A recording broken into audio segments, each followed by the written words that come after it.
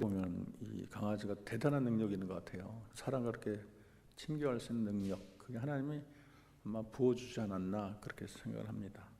그리고 뭐 이렇게 좀 얘기를 나누시고 뭐 어떤 경험이 있었다. 자, 1번 목자와 양의 관계는 무엇입니까? 목자와 양의 관계는 하나님과 누구죠? 나의 관계. 하나님이 여호와는 나의 목자, 여호와가 목자고 나는 양이죠. 하나님과 나의 관계를 목자와 양의 관계에 빗대어 설명을 한 것이라고 볼 수가 있습니다. 2번 이사야 53장 6절에서 이사야가 하나님의 백성을 양에 비유한 이유는 53장 6절에 보면 어떤 말이냐면 다 그릇 행하여 제 길로 갔거늘 그러죠. 양들이 좀 그래요. 다 그릇 행해서 자기 길로 가는 성격이 있죠. 그래서 어쨌든 이게 목자가 없이는 좀 곤란합니다. 그릇 행해서 각기 제갈로 가는 그것을 이제 공통점으로 뽑았습니다. 3번 양에게 목자가 필요한 이유가 무엇입니까? 왜 그러죠? 양이 너무 연약하니까 뭐 공격할 만한 무기가 없잖아요. 또 너무 무기력하죠. 시력도 약하고 날새지 못하고 뭐 공격할 만한 이나 뿔이나 발톱 이런 게 없고, 그 양은 한번 뒤집어지면은 못 일어난대요.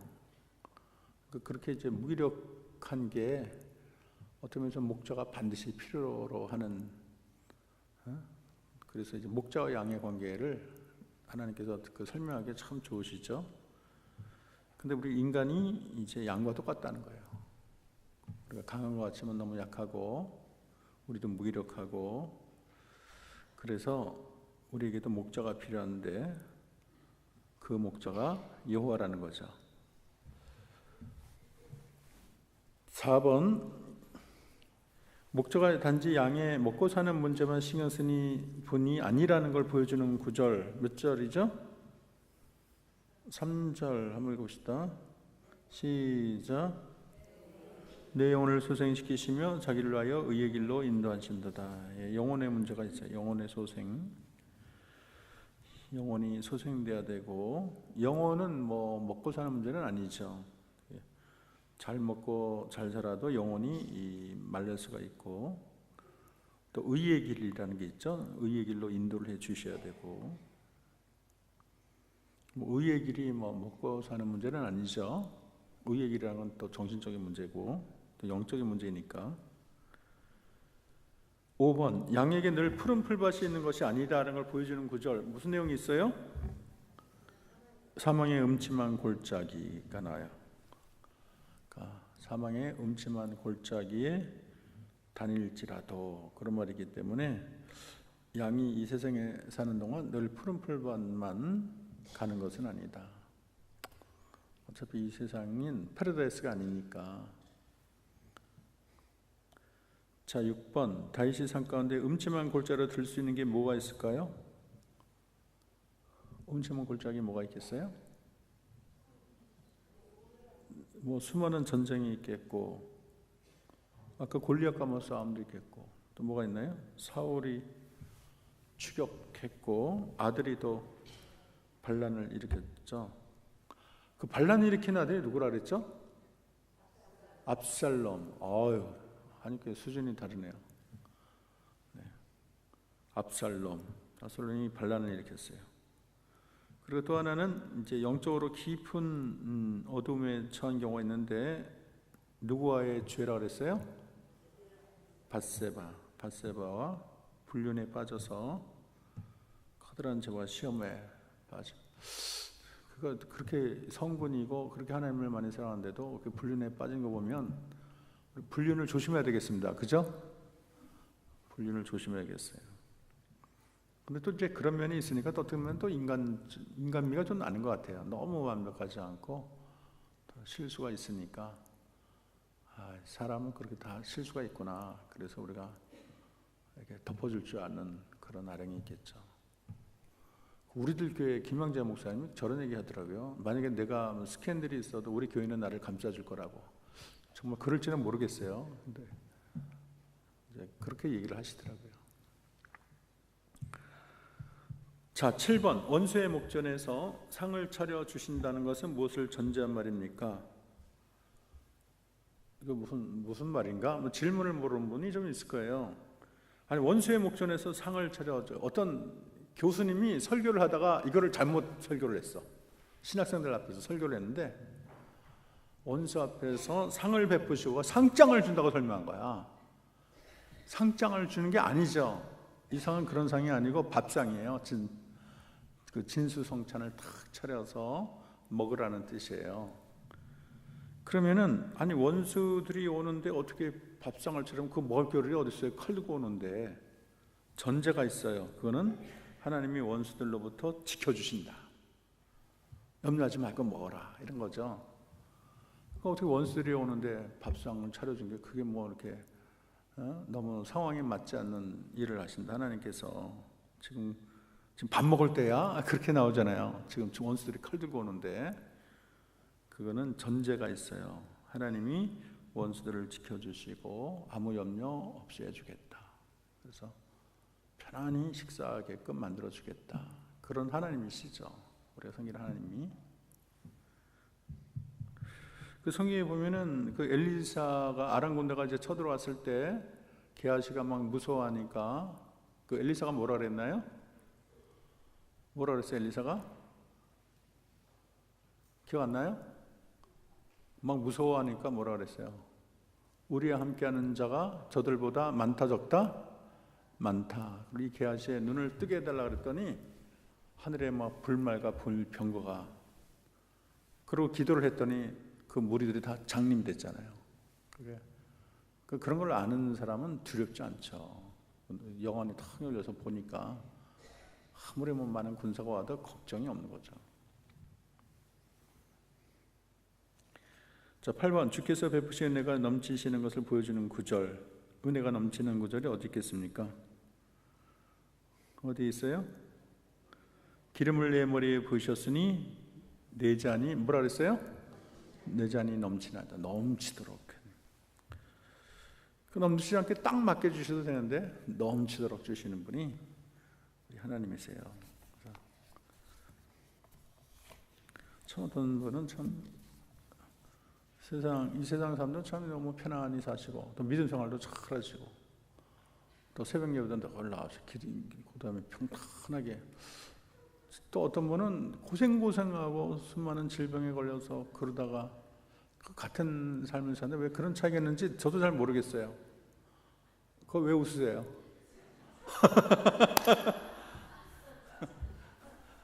저거 이제 상을 준다고 1등, 2등, 3등. 아이디어가 좋은 것 같아요.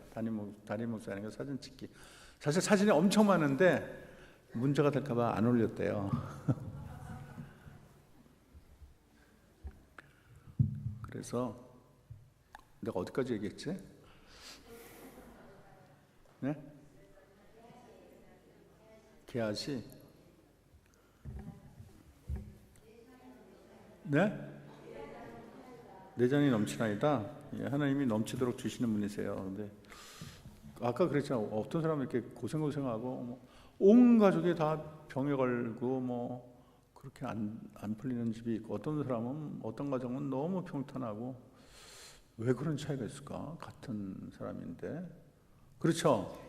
집안에 온 집안에 그냥 병에 걸리고 다 안 되고 무슨 차이인지 모르겠어요. 그거 한번 물어보고 싶어요. 왜 같은 인간인데 그렇게 차이가 많이 나냐고. 좀 비슷하게 하시. 그건 아직 잘 모르겠어요. 근데 이제 감사한 거는 우리가 세상에 잘 산다고 꼭 복이 많은 영적으로 올 때 그게 다 복이 많은 건 아니에요. 왜냐하면 잘 사는 사람들 중에 신앙이 이렇게 떨어진 사람이 더 많거든요. 그리고 어려운 사람 중에 더 기도하고 더 매달리고 그거 보면 눈에 보이는 게 다가 아니다 이런 생각은 들어요. 그리고 하나님은 재벌로 이 세상을 하나님 믿음 없이 믿음에는 거지로 살고 재벌로 사는 것보다 이 세상의 거지지만 믿음의 재벌로 사는 걸 원하시니까 그러면서 공평하신 하나님이라는 게 맞는 것 같아. 옛날에 그 송명이라는 제가 이제 그분이 이렇게 몸을 못 움직여요. 송명이가. 그래갖고 이게 연필을 입에 물고 막 써. 그러니까 여기가 글 하나 쓰면 여기가 까매. 근데 이분이 이제 뭐 인생을 뭐 한탄하고 얼마나 괴롭겠어요. 친구들은 다 대학교 다니는데 자기는 집안에 처박혀가지고 바꾸실도 못한다. 그래서 맨날 이 열등감에 이제 빠져 살았거든요, 송명이가. 그러다가 이 양반이 이제 하나님을 향해서 그리고 기도도 많이 하고 하루에 뭐 6시간씩 기도를 한대나 성경도 읽고 그러다가 이제 시를 쓰는데 그분 시를 제가 읽어봤어요. 근데 그 시를 하나하나 불러줬다 그러더라고 하나님께서 불러준 대로. 근데 그때 지은 시 중에 뭐 나 가진 재물 없으나 아시죠?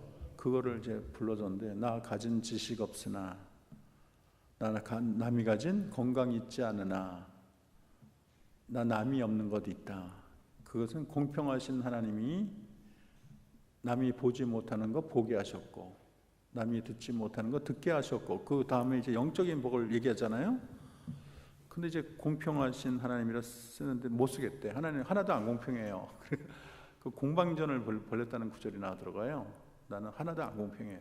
뭐가 공평해요? 나는 너무나 슬퍼요. 막.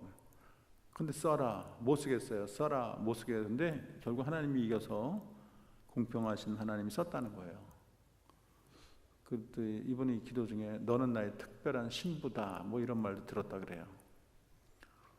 그러니까 이제 육신적으로 보면 그렇게 이제 질병으로 사는 게 우리들이 뭐 그 사람보다는 100배 낫지. 뭐 아무리 슬픈다고 해도 인생을 그렇게 사는 것보다 얼마나 우리가 행복해요.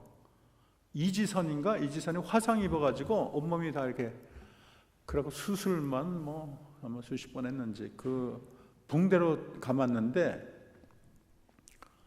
인간의 피부가 이게 이제 균을 막아주는데 붕대로 감아도 막 이게 균이 들어가가지고 막 한 번 할 때마다 차라리 죽으면 좋겠다 할 정도로 그렇게 소독을 하고 수술도 하고. 근데 피부를 이어 받치는데 피부가 당긴데. 근데 제일 어려운 게 목이래. 목은 이게 상당히 신축성이 강하대요. 이렇게 확 늘어났다가 줄었다 그러는데 다른 피부를 붙였더니 이게 안 되는 거야. 이게 확 안 늘어나는 거야. 그리고 붙인 피부가 쫄아드는 거야. 그러니까 자꾸 이렇게 수익이 돼가지고 디스크가 오고 막 인간이 하나님이 잘 만든 것 같아요. 그죠? 근데 이분이 그렇게 절망적인 상황에서도 그렇게 얼마나 말을 제 이제 카스에 보면 그 글 올려놨는데 아주 감동적이에요. 근데 지금 한동대 교수래. 그 분이 미국에서 공부를 하고 어떻게 공부까지 하는지 몰라. 그래갖고 한동대 교수한테 얼마나 그래서 자기와 같은 사람들에게 소망을 준 자기 삶의 의미를 몰랐는데 자기와 같은 사람들에게 어려운 사람들에게 소망을 주는 어떤 메신저 역할을 그렇게 하게 하신다 그런 얘기를 들었어요. 우리가 뭐 이렇게 세상이 내 마음대로 다 안 되고 이런 슬픔 저런 슬픔이 찾아와도 그런 사람들 보면 오히려 우리가 위로를 받고 또 세상이 이게 되게 뭐 영원한 게 아니잖아요. 잠깐 있다 가는 거잖아요. 그래서 뭐 점 하나 찍어놓고 가는 거니까. 그리고 모든 걸 보상하는 나라가 있고 또 세상적으로 볼 때는 힘들고 어려운 사람이 더 큰 복의 주인공이 될 수가 있어요. 아까 뭐 나중된 자가 먼저 된다. 하늘나라 법에는 이렇게 역전적인 요소가 많거든요. 반전의 하나님이잖아요. 반전의 하나님. 나사로가 거지였는데 딱 보니까 아브라함 품에 안겨 있고 맨날 호화롭게 살던 그 주인은 뜨거운데 불 가운데 있고 이거는 역전이 있잖아요. 그래서 어쨌든 우리가 너무 상황이 슬픈 일이 많고 이렇게 우리가 신방으로 깊이 들어갈수록 이제 보이지 않던 슬픔도 보이고 어려움도 보이고 여러 가지 문제가 얼마나 많아요. 이 세상 사는 게 참 만만치 않거든요. 나름대로 힘든 게 있어요. 이게 부자들도 고민이 많아요. 처음에 뭐 돈만 있으면 행복할 것 같은데 돈 많은 사람은 또 별별 걱정이 많아 또 그런 거 다 이기려면 어쨌든 우리가 하나님을 제대로 믿어야 되겠다. 그리고 모든 것의 정답은 하나님 안에 있다. 저는 그런 생각을 합니다. 자, 더 깊은 묵상으로 갑시다. 한번 읽어볼까요? 시편 23편은 시작. 시편 23편은 짧은 시지만 많은 성도들에 의해서 많은 사랑을 받는 시편이라고 할 수 있습니다. 이 시는 하나님과 자신과 하나님의 백성들의 관계를 매우 친밀한 언어로 표현합니다. 예. 이게 어떻게 인기가 이렇게 많은지 모르겠어요. 그죠? 여호와는 나의 목자시니 이거는 뭐 믿지 않는 사람들 다 알아. 그리고 그 양들을 이렇게 뭐 그런 그림이 있죠. 옛날 양탄자 같은 데 이렇게 그려갖고 막 붙여놓잖아요. 그래서 한국 사람들이 시편 중에 하나 골라라면 압도적으로 1위가 시편 23편일 거예요. 자, 시편 기자는 하나님과 인간의 관계를 목자와 양으로 설명하고 있습니다. 양의 연약함과 무기력함에 대해서 얘기해 봅시다. 이거 그냥 막 얘기를 하고 정답은 어디에 있냐면 그 다음에 패러그래프가 정답이에요. 정답이라고 안 썼어요. 그죠? 여러분 그거 보면서 막 얘기하면 돼. 양은 방향감도 없고요. 시력도 나빠요. 그래서 그러면 다 알아서 말하는 줄 알아. 다 보고 하는 건데. 한번 읽어볼까요? 양은 시작. 양은 방향감각이 없고 시력이 나쁩니다. 그래서 앞에 야생 숲이 있는지 낭떠러지가 있는지 모르고 무조건 걸어 들어갑니다. 양은 눈이 좋지 않아서 자신이 먹을 수 있는 풀과 먹을 수 없는 독초를 구별하지 못합니다. 양은 무기력하기 짝이 없습니다. 토끼처럼 날뛰지도 못하고 사슴처럼 자기를 방어할 볼도 없습니다. 타조처럼 빨리 도망갈 수 있는 다리가 없습니다. 또 한 번 뒤집어지면 자기 힘으로 일어날 수 없습니다. 그래서 야생동물이 나타나면 꼼짝없이 죽을 수밖에 없습니다. 이렇게 연약하고 무기력한 존재가 양인데 우리 인간이 그런 존재죠. 그리고 아기들 보세요. 아기가 만물의 영장인 아기가 얼마나 무기력해요. 이게 몸을 이게 업지도 못해. 그리고 고개도 못 가누어. 고개만 가눠도 대단한 거야. 그러다 어느 날 걸으면은 얼마나 신기해. 얘가 걷는다고. 엄마 말만 해도 얼마나 신기합니까? 근데 이제 다른 동물들은 태어나자마자 막 걷더라고요. 그러니까 이게 사슴도 걷고 말도 걷고. 근데 사람만이 이렇게 무기력해. 그래서 엄마가 절대적으로 필요해요. 그래서 이 목자가 필요한 것이 아기가 엄마가 필요하듯이 또 양이 목자가 필요하듯이 우리 인간도 하나님이 필요한 존재다. 그래서 교만한 사람은 뭐 그런데 자꾸 하나님 의지하는 거를 이렇게 인간의 어떤 연약함, 무기력함을 보이는 거라고 그러면 안 된다고 자신을 마음을 강하게 먹으라고 또 이렇게 주장하는 사람이 있어요. 그래서 그런 시를 뭐 쓰는 아주 자기가 전능 존재처럼 그렇게 쓴 시도 제가 읽어봤습니다. 근데 사실 인간이 그렇게 대단한 존재가 아니죠. 인간은 연약합니다. 그리고 인간은 하나님을 의지할 수밖에 없는 존재예요. 사실은. 자, 양과 사람의 유사점이 뭐라고 생각하십니까? 유사점이 뭐게요? 네? 유사점. 한치 앞을 모르죠. 맞아. 한치 앞을 모른다. 그 다음에 무기력하고 무력하다. 그 답은 그 아래 패러그래프로 있어요, 여러분. 그러기 양에서 목자는 절대적인 존재입니다. 그 아래 한번 읽어보세요. 시작. 우리들은 양과 같습니다. 많이 아는 것 같지만 한치 앞을 모릅니다. 타락으로 영적 능력을 상실한 인간들은 무엇이 진리의 길인지 어디로 영생의 꼴이 있는지를 몰라요. 그 영적인 그 지능이 없어서 스스로 천국에 갈 수 있는 능력이 없어요. 또 스스로 선을 행할 능력도 없어요.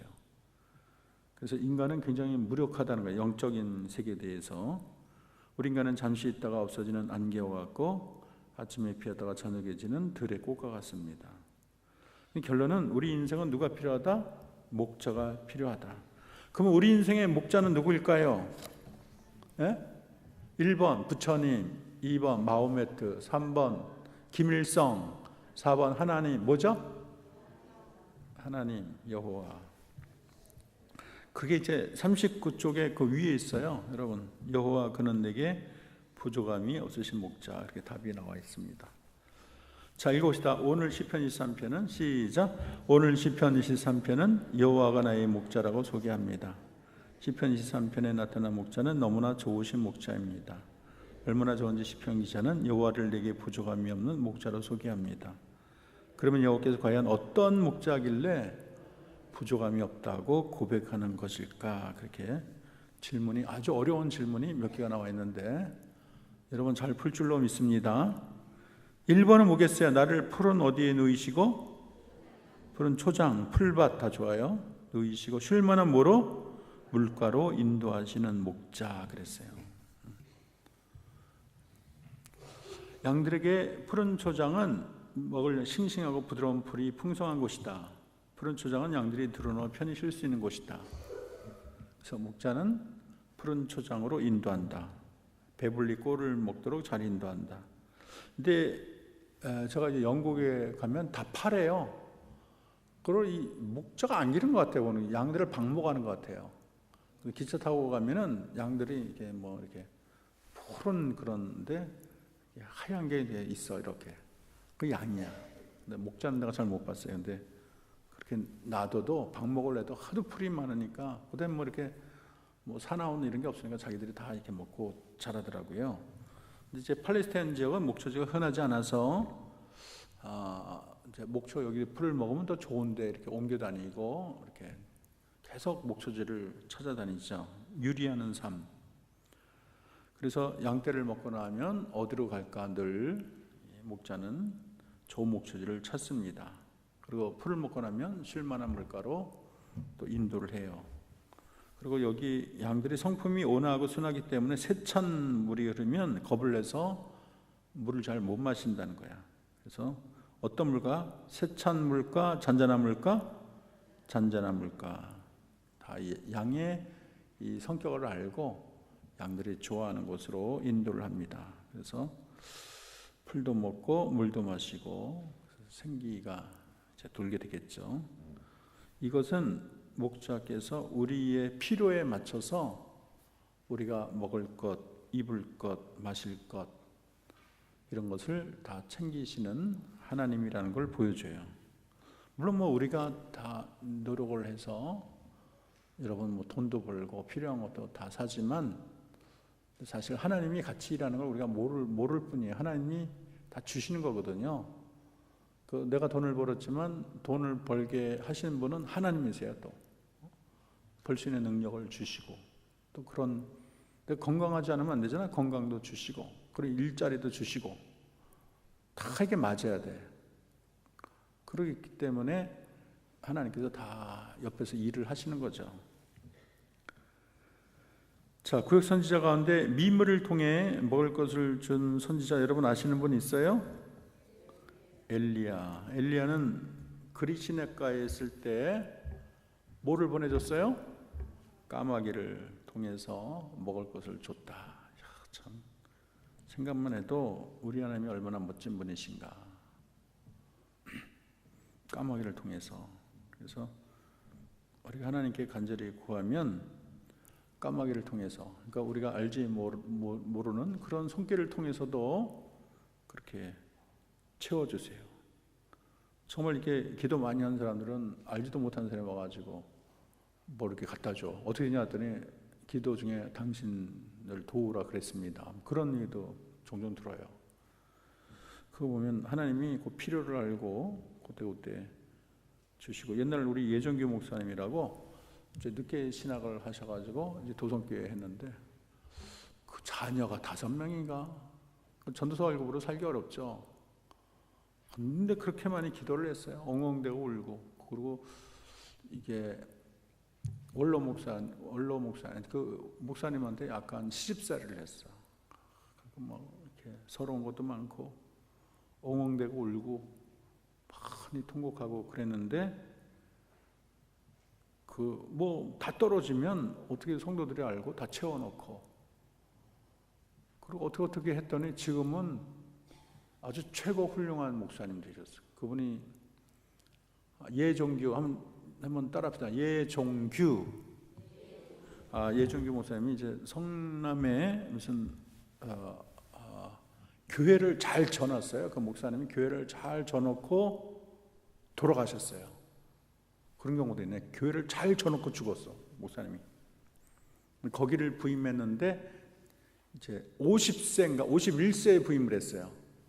그 20년 딱 채우고 은퇴를 하고 원로 목사 된 거죠.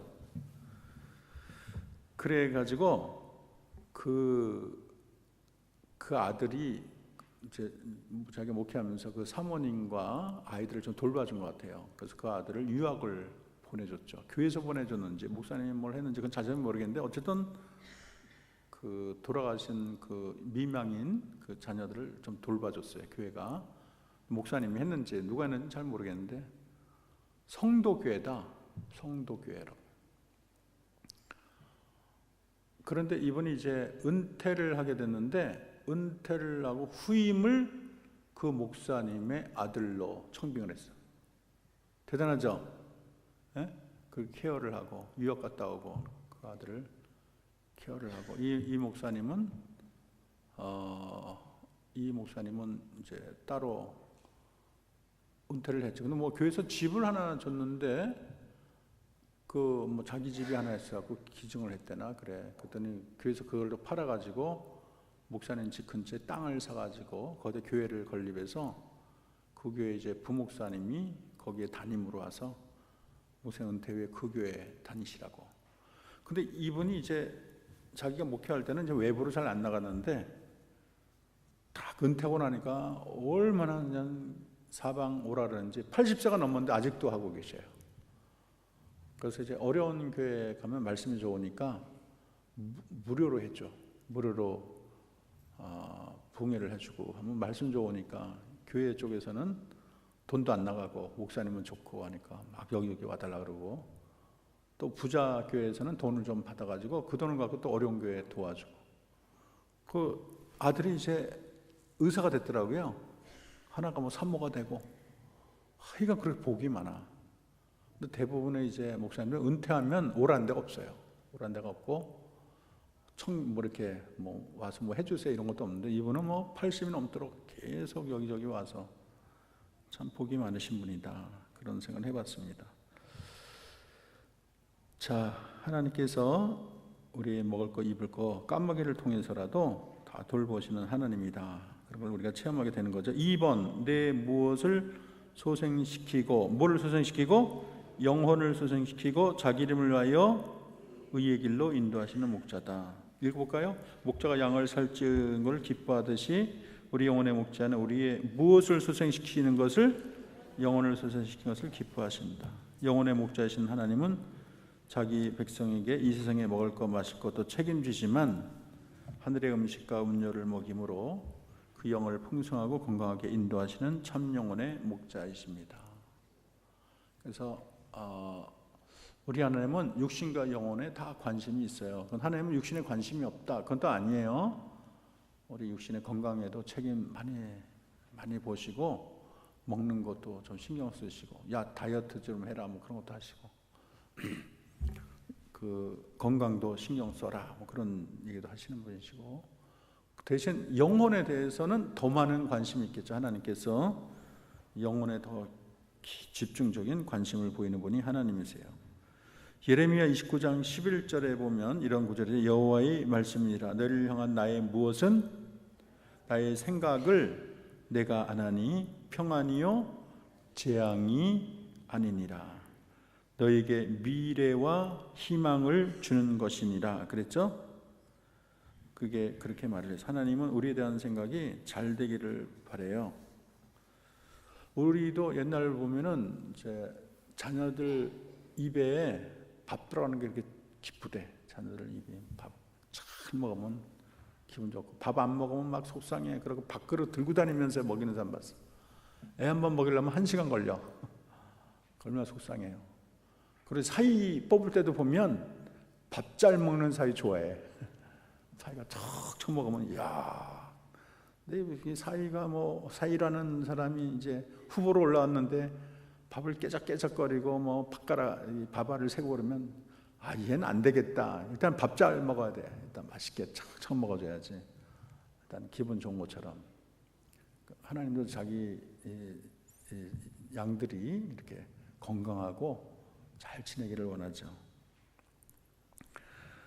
자, 이 세상 농부 가운데 풍년 누기를 원하지 흉년 누기를 원하는 농부가 하나도 없고 또 풍년을 원하는 게 농부의 마음. 부모도 마찬가지. 자기 자식 잘 되기를 원하지. 자식이 10 있어도 안 아픈 자식 없어. 다 배 아파 낳고, 한 자식 잘못돼도 똑같아 마음은. 이런 손가락이 10개니까 하나는 잘라도 좋다. 이거 조금만 꽉 눌러도 얼마나 아파요. 아픈 건 똑같지. 깨물어서 안 아픈 손가락이 있냐? 우리 그 말이 맞는 거예요. 그렇죠? 그래서 목자 되신 하나님은 이 세상에 뭐 수십억 인구가 있어도 자식이 하나인 것처럼 사랑하신다. 그래서 n분의 1 사랑이 아니라는 거예요. 하나님은 마치 내가 혼자인 것처럼 그렇게 애정을 갖고 있는 분이 하나님이세요. 자, 3번 내가 뭐 할지라도 사망의 음침한 골짜기로 다닐지라도 막대기와 지팡이로 아니하시는 목자라 그랬어요. 한번 읽어봅시다. 시작. 목자가 양무리를 인도하는 것은 언제나 평탄한 길은 아닙니다. 언제나 푸른 초장과 잔잔한 시냇가가 아닙니다. 때로는 사망의 음침한 골짜기도 있고, 하지만 목자 되신 하나님이 인도하신다면 사망의 음침한 골짜기를 지나도 해도 두려워할 필요가 없어요. 왜냐하면 뭐로 지켜줘요? 막대기와 지팡이로 지켜줘요. 그래서 다윗의 생애에 보면 사망의 골짜기가 많았어요. 일단은 사울의 핍박, 군대를 데리고서 이렇게 쥐잡듯이 하려고 하니까 얼마나 힘들겠어요. 숨어 다니는 거 쉽지 않아요. 옛날 보면 밤에만 슬쩍슬쩍 움직이지 낮에 발각되고 그러니까. 또 고자질 하잖아. 내가 봤습니다 다윗을 이러니까 모든 사람이 다 힘들어. 모든 사람이. 또 믿을 만한 사람이 없어요. 믿는 사람이 더 고자질하거든요. 그러니까 영적인 고통을 동반하는 내면적 골짜기가 있는데 우리아를 죽게 함으로 밧세바를 범하고 실수는 5점을 남기고 고통을 받았습니다. 당시에는 버림받은 것 같고 외로웠고 아무런 소망도 보이지 않았지만 그때도 하나님이 여전히 사랑하셨다는 걸 알 수가 있죠. 자, 41쪽. 우리 성도들도 천성을 향해 가는 길에도 언제나 푸른 초장이 있는 것이 아닙니다. 때로는 살 소망조차 없는 사망의 그림자가 있어요. 너무 슬프고 우울한 사건이 왜 없겠어요? 건강, 뭐 사별, 뭐 자식의 문제, 재정의 문제, 뭐 얼마나 문제가 많습니까? 때로는 감당하기 어려운 슬픔, 힘에 부치는 고난을 당할 때가 있습니다. 그래도 낙심하거나 좌절하지 말고 막대기와 지팡이로 나를 안위하시는 목자 되신 하나님을 바라봐야 되겠습니다. 하나님은 이사야 43장 2절에서 한번 읽어봅시다. 내가 시작. 내가 물 가운데 지날 때에 내가 너와 함께할 것이라. 강을 건널 때에 물이 너를 침몰하지 못할 것이며 내가 불 가운데 지날 때에 타지도 아니할 것이요 불꽃이 너를 사리지도 못하리라 말씀하십니다. 하나님이 함께하겠다는 거예요. 너와 함께하겠다. 사망의 골짜기에 내리는 모든 걸음에도 함께할 것이다. 그래서 우리가 혼자가 아니라는 사실이 든든하고 함께하시는 분이 대단한 분이잖아요. 우리가 뭐 아주 나라에서 그래도 아주 훌륭하신 분이 나를 뭐 지키고 있다 그래도 왕이 나를 지킨다 그러면 얼마나 대단해요. 내 뒤에 왕이 있어. 얼마나 대단해요. 네. 왕이랑 비유한 데는 전능하신 여호와가 우리를 지키니까 걱정할 필요가 없습니다. 그래서 한번 크게 읽읍시다. 우리에게 이렇게 좋은 시작. 우리에게 이렇게 좋은 목자가 함께 있으니 외롭지 않습니다.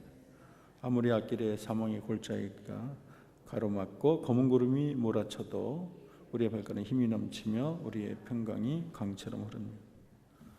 자, 4번 문제. 원수의 목전에서 뭐 한다고 그랬어요? 상을 차려준다. 이 상이 학교에서 받는 상이에요? 아니면 진수성찬이에요? 진성찬. 2, 3절에서 목자신 여호와께서 원수 앞에 상을 차려주신다고 했습니다. 근데 원수들의 목전에서 상을 차려 놓으셨다. 원어로 보면 진수성찬인데 이거는 잘 차린 그런 성찬이라는 거예요. 근데 그 차린 곳이 원수의 목전이라는 거예요. 저걸 코앞에 두고 잔치상을 베푼다는 것이 납득이 안 가요. 어떤 장수가 적들을 앞에 놓고 부활을 위해서 잔치상을 베푼다면 제정신이 아닐 거예요.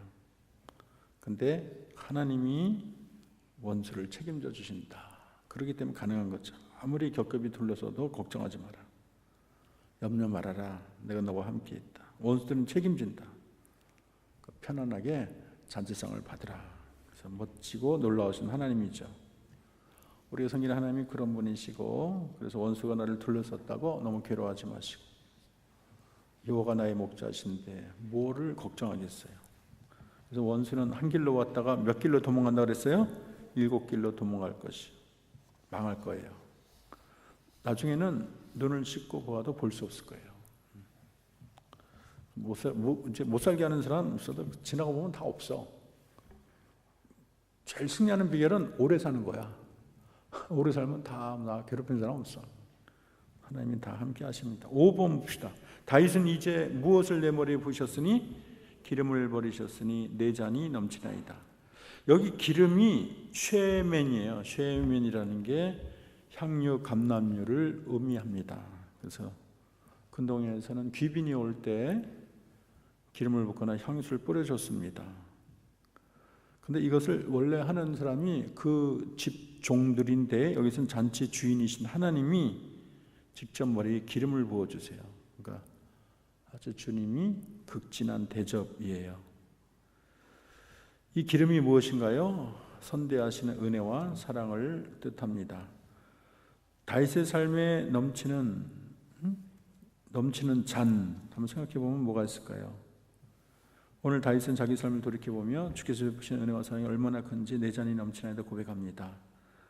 돌이켜보니 푸른 초장으로 인도한 것도 은혜고, 실만한 물가로 인도한 것도 은혜고, 영혼을 솟으신 것도 은혜고, 의의 길로 사망의 음침한 골짜기에서 지팡이와 막대기로 안위하는 것도 은혜죠. 그 목동이던 이 다윗을 이스라엘의 왕 삼은 게 은혜 아니에요? 그 과정에 많은 어려움이 있었지만 하나님이 다 지켜주고 승리를 주셨잖아요. 골리앗을 물맷돌로 쳐넘긴 게 은혜죠. 이게 만약에 성공 못했으면 어떻게 될까? 돌을 탁 켜는데 이 골리앗이 딱 움직여가지고 옆을 맞았다, 죽는 거죠. 완전히 뼈도 못 추리죠. 근데 어떻게 탁 거기에 탁 맞아갖고 골리앗이 픽 쓰러졌을까? 하나님의 은혜입니다. 천하고 불법없는 목동을 이스라엘 왕 삼은 게 은혜예요. 전쟁마다 승리 준 게 은혜예요. 그 성경에 보면 멀쩡하다가 전쟁 잘 치렀는데 우연히 날라온 화살을 맞고 죽었다, 이런 기록도 있어요. 그 수많은 화살이 날아드는데 이 다윗이 뒤에 가만히 있는 게 아니에요. 다윗이 전쟁에 맨날 참여를 했는데 화살 하나 안 맞고 죽지 않고, 이게 그 많은 전쟁에서 늘 승리한 게 하나님이 지켜주지 않으면 있을 수 없는 일이에요. 다윗이 무슨 이렇게 무술의 최고 고수도 아닌데 하나님이 다 보호해 주신 거죠. 내 잔이 넘치나이다 라는 고백은 다윗의 감사의 극치다. 따라합시다. 내 잔이 넘치나이다. 내 잔이 넘치나이다. 주님의 은혜를 바라볼 줄 알아야 돼요. 또 은혜가 넘치는데도 그렇게 또 고마울 줄 몰라. 너무 내가 볼 줄 아는 눈이 없기 때문에. 그래서 이런 고백도 중요해요. 내 잔이 넘치나이다. 그렇게 고백을 하나님께 하는 것도 좋습니다. 이거는 인간 마음 깊은 데서 흘러나오는 가장 아름답고 가슴 뭉클한 감사의 고백이라고 말을 할 수 있어요. 또 중요한 것은 여호와가 나의 목자라야 부족함이 없다. 이게 중요한 포인트예요. 여호와가 내 목자니까 부족함이 없지. 그리고 내 빈잔을 채울 자는 누구밖에 없다? 하나님밖에 없어요. 세상 걸로는 채워지는 잔이 아니에요. 하나님 믿고 따르는 자는 하나님이 친히 목자가 되셔서 하늘의 신령한 은혜와 사랑으로 우리 빈잔을 날마다 채워주십니다. 그리고 우리 하나님은 은혜를 주시고 아까워하는 분이 아니에요. 넘치도록 주시는 분, 넘치도록. 성경에 본 아론의 수염에 흘러내리는 거룩한 기름처럼 그랬거든요. 막 흘러넘쳐요. 그렇게 우리 하나님은 그렇게 사랑과 은혜가 끊임이 없고 잔이 넘치도록 흘러내립니다. 그래서 우리 눈이 양들처럼 눈이 아둔해서 하나님의 은혜를 은혜로 보지 못할 때가 있어요. 그래서 은혜를 은혜로 아는 것도 굉장히 중요해요. 그래야지 감사를 하고 그 은혜에 합당한 삶을 살지. 수많은 은혜를 베풀어도 은혜를 볼 줄 모르고 까막눈이면 감사가 안 나오는 거예요. 그러면 그 은혜를 베푸는 주님이 얼마나 서운하겠어요. 그래서 이렇게 보니까 사망의 음침한 골짜기는 시절에도 은혜가 있었고, 또 은혜가 메마른 것처럼 보일 때도 은혜가 더 넘쳤고, 그래서 여러분 이렇게 은혜 받은 눈으로 보면 모든 게 은혜예요, 사실은. 또 지금까지 살아있는 게 은혜죠. 마틴 링카르트, 이것도 좋은 얘기입니다. 독일 30년 전쟁 때 색소니 아일렌부르크의 루토교 목사가 마틴 링카르트가 1637년 스웨덴 군대가 쳐들어왔을 때 1년에 8,000명이 목숨을 잃었어요. 4,000명의 시신을 장례를 치러야 돼요. 전쟁의 여부로 수많은 피난민들이 몰려들어서 양식이 다 바닥났어요. 거기다가 무슨 병? 흑사병. 패스트죠, 이게. 그래서 많은 사람이 죽어 넘어갔습니다. 그래서 하루에 50명의 장례를 하루에 치른 적이 있어요. 참 이런 데면 참 살고 싶지 않고 모든 게 우울하고 울적하고 그러겠죠. 근데 그 많은 시신을 땅에 묻는 장례식을 치르고 심신이 다 탈진했을 때 이런 암울한 상황에서 링카르트는 펜을 들고 그때 하나님을 찬양하는 그런 시를 썼거든요. 그게 다 감사드리세요. 다 감사드리세 온 마음을 주께 바쳐 그 섭리 놀라와 온 세상 기뻐하네. 예부터 주신 복 한없는 그 사랑 선물로 주시네. 이제와 영원히. 좋죠? 2절 같이 해봅시다. 시작. 사랑의 하나님 언제나 함께 계셔 기쁨과 평화에 복 내려 주옵소서. 몸과 마음 병들 때 은혜로 지키사 이 세상 악에서 구하여 주소서. 3절 감사와 찬송을 다 주께 드리오라. 저 높은 곳에서 다스리시는 주님 영원한 하나님 다 경배할지라. 전에도 이제도 장래도 영원히. 여기 보면은 뭐 감사, 뭐 찬양, 그래서 경배, 뭐 이렇게 해야 되지, 뭐 우울하거나 무슨 절망 이런 게 하나도 안 나와요. 그래서 다른 사람은 이런 상황 닥치면 하나님 도대체 뭐 하고 계시냐? 하나님이 있다면 이럴 수가 있냐? 하나님을 원망하고 그런 사람들이 많은데 그런 상황에도 이렇게 하나님을 찬양하는 거 보면 대단하죠. 그래서 우리가 이런 아주 한없는 긍정, 한없는 감사 이런 태도를 가져야 되겠다. 그 다음에 6번 내가 어디에 영원히 거하리로다? 여호와의 집에 영원히 거하리로다. 그렇게 말을 했어요. 이건 주 안의 영원한 안식을 소망하는 말입니다. 세상 목자들은 이 세상까지만 인도해요. 그 사역을 다 했다고 멈추는데 우리가 인도하시는 하나님은 천국까지 우리를 인도하십니다. 그래서 여호와 집에 영원히 거하는 소망이 모세나 욥이나 다윗이나 사도 바울처럼 어떤 특정한 개인만 이런 약속이 주어지는 게 아니고 하나님을 목자로 따르는 모든 사람에게는 다 이런 복이 여호와의 집에 영원히 거하리로다. 이거 대단한 말이에요. 여호와 집이 보통 집이 아니에요, 여러분. 상상을 초월하는. 이 세상에 어떤 집도 금으로 된 집 봤어요? 보석으로 된 집 있어요? 아무리 뭐 수백조 재벌이라도 그런 집은 없어요.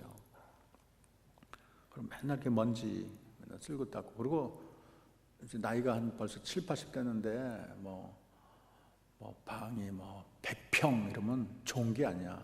재앙이야.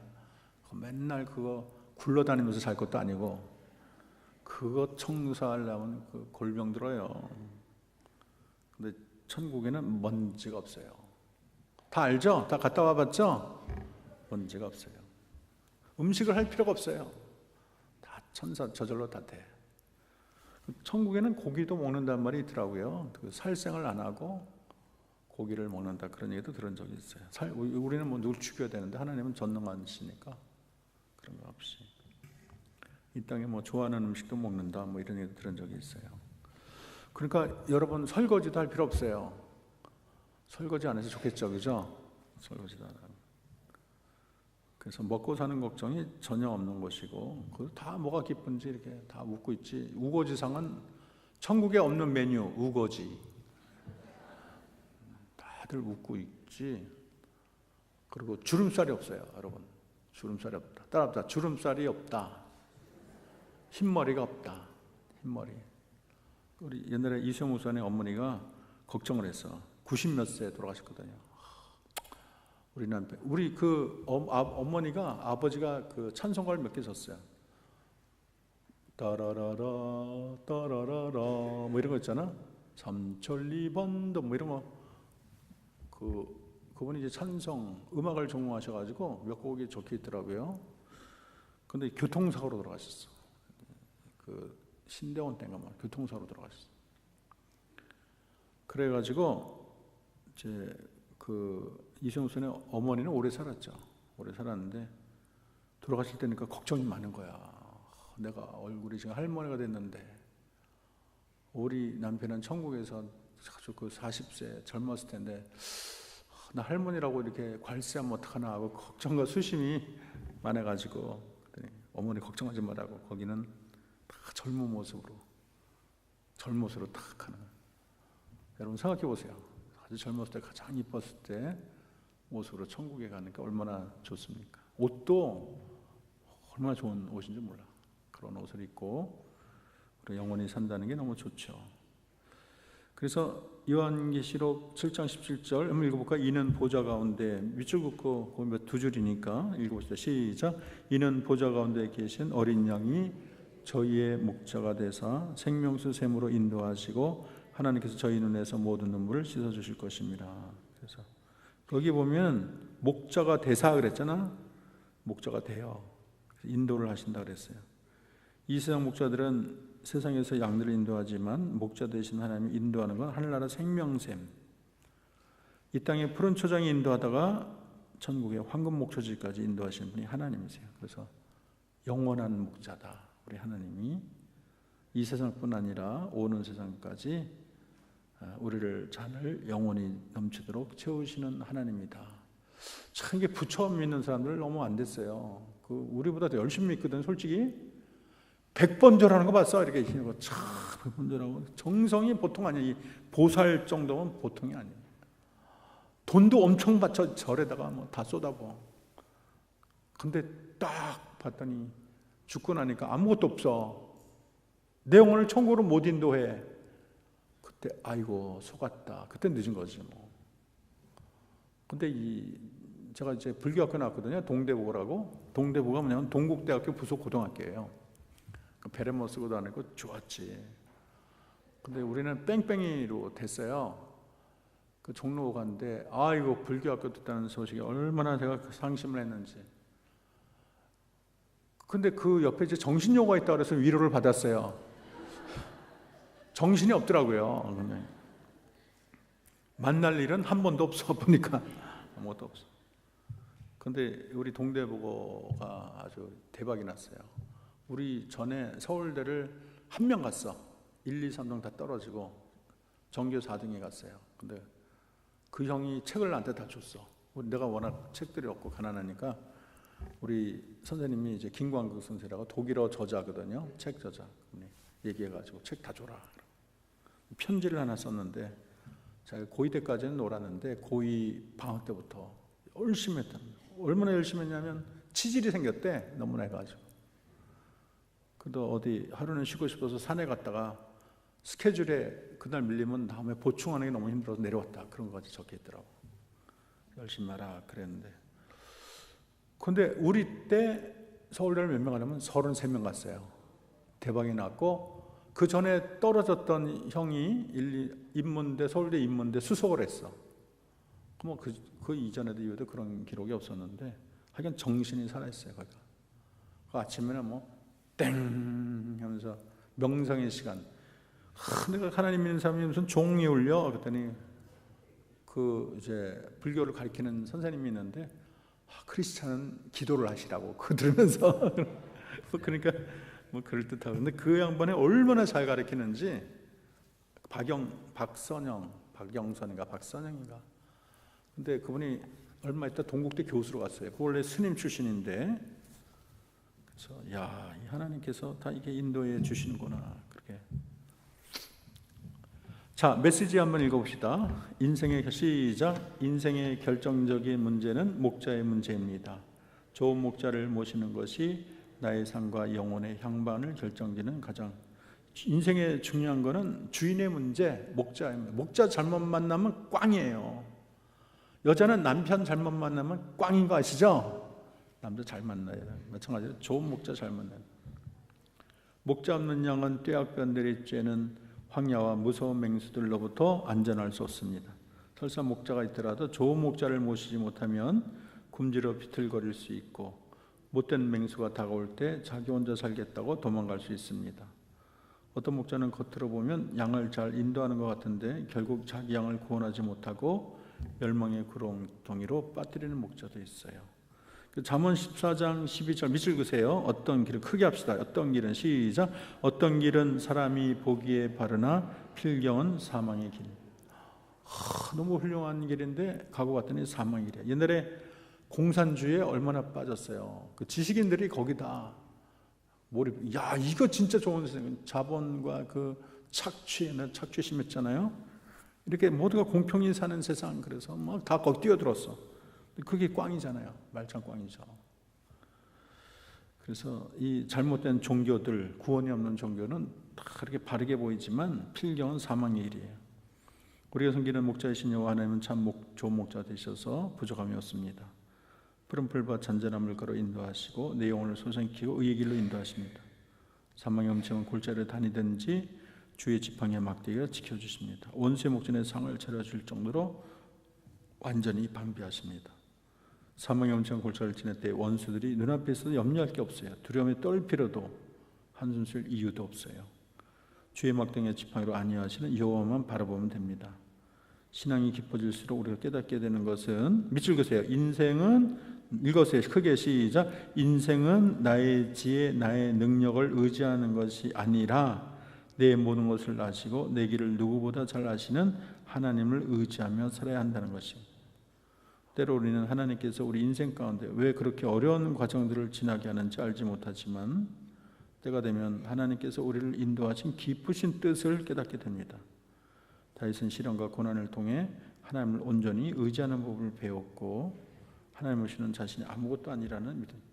따라합시다. 하나님 없이는 나는 아무것도 아니다. 하나님 없이는 아무것도 아니다. 우리 인생의 참된 만족은 이 세상 어디에 있는 것이 아니라 목자 되신 주님 곁에 있을 때의 참된 만족이 있어요. 하나님이 내 머리에 기름을 부으면 내 잔이 넘치나이다. 과분한 사랑, 과분한 은총이 목자 되신 목자기로도 우리에게로 옵니다. 하나님은 지금도 영원토록 나의 전부, 그래서 전부. 하나님이 나의 전부세요.